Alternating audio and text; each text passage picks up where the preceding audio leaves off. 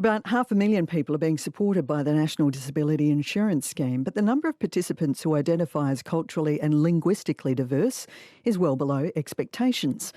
Disability support agencies say people are missing out on help because there are too many barriers and not enough support. Sarah Tomevska prepared this report.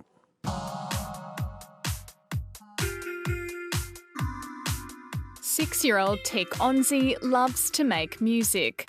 He was diagnosed with non-verbal autism 3 years ago, and music lessons are just one of the therapies he accesses under the NDIS. But it took his mum, Josephine Onzi, more than a year to get his plan approved. It was quite difficult because they didn't have any information of mine, not my son's, and being from a different cultural background. So trying to explain to them this is what my son has been diagnosed with, getting all the forms all right, was quite difficult. Okay.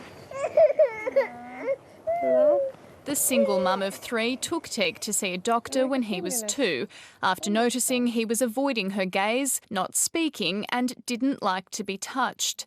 Originally from South Sudan, she says she's struggled to get support or acceptance from her own family or the broader Sudanese community. Back home, any person that has a disability, most families disown them. They'll just call them, oh, they're crazy. Because some people say, why don't I get a carer for him and let the carer look after him? Or why don't I give him to the government for the government to look after him? I'm like, why though?